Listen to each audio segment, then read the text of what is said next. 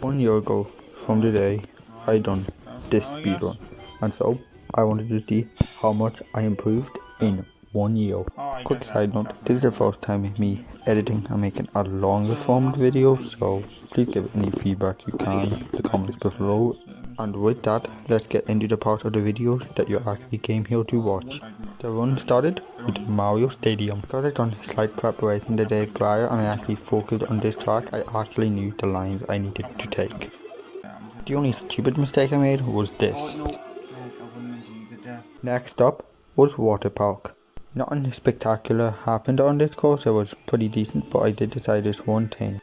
It is one attempt and done right, so one mess up. Finished this track with a new PB on it. I think 11 seconds on that one, what?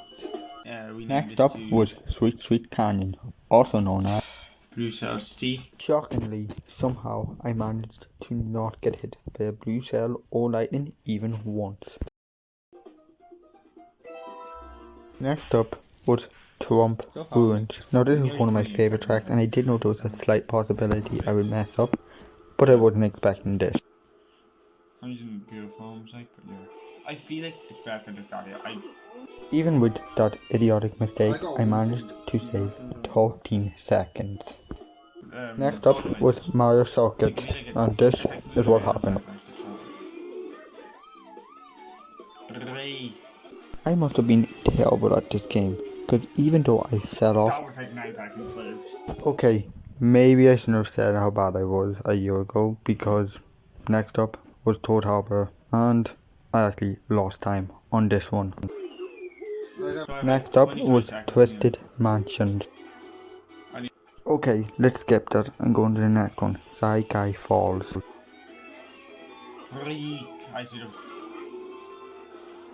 Okay, so can we just cut to one and done good in? Alright, so next up was Sunshine Airport. What is that? Nothing interesting happened in Sunshine Airport. On to the next one, I guess. Next up was Dolphin shoals. I did 39, I think I can easily beat a 39. Yeah, I didn't get it. Next up was electrodrome. I somehow managed to do this and I didn't even know it was possible. Oh, come on. Next up was Mount Wario. It was going great until this part.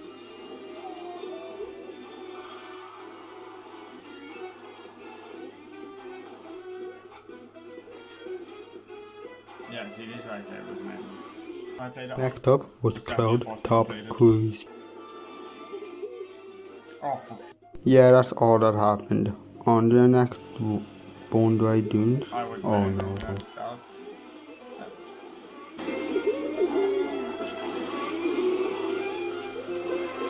Alright, so this is a terrible football slap and I use all 3 motions. And yet, I still managed to save for 6 seconds. Next up was Bowser's Castle. I messed up this track so badly, it's unbelievable. And yet, I somehow saved over 19 seconds. Next up was the first of 3 rainbow roads. Normally, I'm very good at rainbow roads, but today was not normal. Oh my coins, so here's definitely your mid season, but I didn't see that. And with that, all the nitro tracks were done. As far as I'm aware, that's 1/3 of all tracks done. However, already I was saving 3 minutes from my previous self. Not much occurred in Meadows. Next up was Mario Circuit. What's that? None interesting happened in this track either. So yeah, for the next 2 tracks, none interesting happened either, so nothing for Cheap Cheap Beach and for Toad Turnpike. This is the most I could get. So what happened on Banana Cup? But right there, although this circuit looks really easy, and it probably is really easy on 150cc, it is also very easy to mess up on 200cc. But yeah, not much happened on this course, I just felt like sharing that information. There was not much that could have happened on donut plains. However, I still somehow managed to save 7 seconds on such a linear track. For while raceway, I made a decent sized mistake on the start, but for the most part, that was it. I don't know. DK younger now. Although I am usually really good at this track, I did make this mistake. This is a bad animal. Yeah, knew it. No, I don't fall off from the way. Although I did this track very sloppy, at least it marked halfway of the whole thing being done. So, Wario Stadium was up next. This track is really fun to mess around on because of this one loop. As it's not a full loop, you can't just hold the drift for the whole way around. Even though I got hit by this fireball, I still managed to get a new record. Next up was Sherbet Land, and although much didn't happen, there was this one thing I thought was weird. I missed the run. Next up, Melody Motorway. Let's just say there's a reason I don't like music. After this race was over, I took a small break, not because I needed it, but because I needed to get my dog. Next up was Yoshi Valley, and for Yoshi Valley there's only really one way to mess up, and that is at this part. I didn't mess up too badly. Next up was Tick Tock Clock, but we can just skip that and get on to the next one, because next up was Piranha Plant Pipeway, the one track that I always fail at. Lap 1 I didn't fail at. Lap 2 however wasn't as luxurious. It happened again. And yet I somehow saved over 20 seconds, even though I was over 10 seconds behind my PB for this track. Next up was Grumble Volcano. This track was pretty much fully optimized and not in bad. Okay, so yeah, I messed up, but somehow I still managed to beat my previous best. For Rainbow Road, I only really made this one mistake and ended with a time of 105, which is pretty good for me in my opinion. And with that, all that was left was the bonus tracks.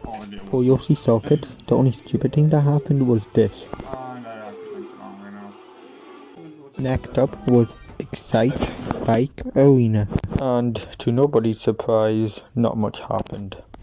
Although I did manage to beat my previous best on this track. Next up was Dragon Driftway, and although I usually don't think about messing up, this is one of the tracks that is very easy to mess up on 200cc. Shockingly, I didn't mess up. Next up was Mute City, which is a very fast paced track, and no, this footage isn't sped up. Next up was Wario's Gold Mine. Okay, so it's Wario's Gold Mine. It's very hard to mess up. Okay, 20 seconds. 20 seconds, 20 seconds. Yep. Next up was Rainbow Road NES. Now this Rainbow Road I am usually great at, especially online, but for some reason, again, I don't know why, I was just really bad at it today. Next up was Ice Outpost, and now this track was very important, not because I done very well or very bad in it, but because. 80 for 20. Next up was Hyrule Castle. Nice, I wanted a 140. I hope. I don't so bad. Next up was the worst track of the game, Baby Park. Without items, this track really isn't that bad, shockingly enough. Cheeseland was up next, and although I didn't do too bad, I really didn't like the run for a few reasons. Like here, I used 2 mushrooms on the first lap, and I still managed to land on the cheese. Next up was Wild Woods. Yeah, I'm an idiot. Next up was Animal Crossing. Not much occurred on this track, however, I just wanted to note one thing. Whenever you pick this track, obviously there can be 4 seasons, you can actually pick which one you want with the arrows. And now we were into the final cup, starting with Koopa City.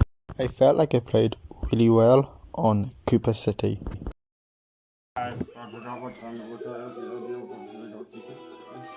I did accidentally click yes on this, but that was about it. No, I didn't mean to do it. Fair. Next up was Ribbon Road. Yeah, not much occurred on this stage either. Next up was Super Bell Subway, and not much happened on this one either, so let's go on to the final track. Big Blue. I somehow forgot how to do the ultra shortcut, but that was about it. No, I said 4 seconds. Alright, now let's talk about how much I improved in that 1 year. Now, although I haven't played Mario Kart for most of the year, I still managed to save a lot of time in a lot of tracks. Obviously, Storage Harbour is the one I didn't save any time on.